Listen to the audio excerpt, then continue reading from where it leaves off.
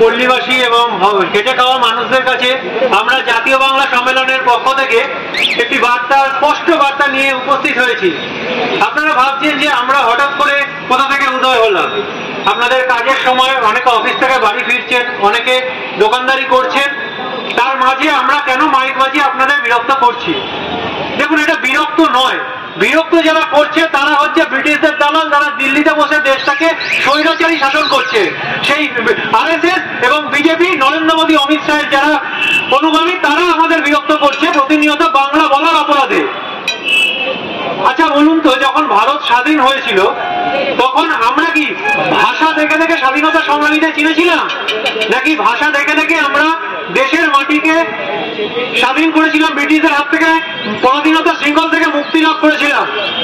তবে কেন স্বাধীনতার ৭৯তম বর্ষে এসে ৭৮ বছর পেরিয়ে বাংলা বলার অপরাধে আমাদের বাংলাদেশি বলে দেখিয়ে দেওয়া হচ্ছে? বাংলাদেশ আর ভারত এক নয়। বাঙালিদের পরিচয় আগে ভারতবাসী। আজকে বিজেপি আরএসএস কে যে বাঙালিকে বলে দিচ্ছে যে ডিটেনশন ক্যাম্পে পাঠিয়ে দেবো, তোমরা বাংলা বলার অপরাধে তোমরা বাংলাদেশি।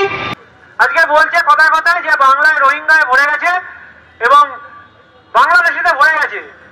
তো যদি বাংলাদেশিতে ভরে যায়, আমি যদি আপনাদের কথাও মেনে নিই, তাহলে আপনাদের যারা বর্ডার সামলায় সেই বিএসএফ কার আন্ডারে?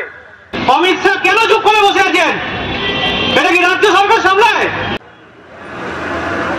আজকে বাংলা বলার অপরাধে যদি অপরাধ হয়, তাহলে নেতাজি সুভাষচন্দ্র বসু একজন বাঙালি, আজকে ক্ষুদিরাম বসু একজন বাঙালি, মাতঙ্গিনী হাজরাও একজন বাঙালি।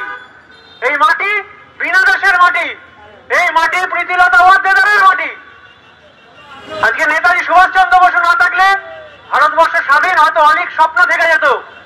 তিনি আজাদ হিন্দ বাহিনী গঠন করেছিলেন। আজকে প্রফুল্ল চাকি, ক্ষুদিরাম বসু, মাস্টারদা সূর্য সেন, মাতঙ্গিনী হাজরার মতো মানুষরা, বাংলার বিনয় বাদল দীনেশ, অলিন্দ যুদ্ধ, মহাকরণ অভিযান, আপনারা সবাই ইতিহাসে পড়েছেন, আমরাও পড়েছি। তাই তারা বাঙালি নয়, তারা কিন্তু সবার আগে বলতেন তারা ভারতবাসী। তারা কখনো ভাষা বিদ্বেষ করতেন না।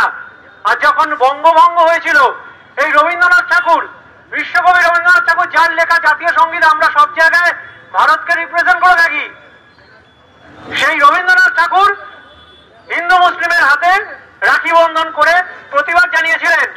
আর আজকে আরএসএস, বিজেপি, যারা এক সময়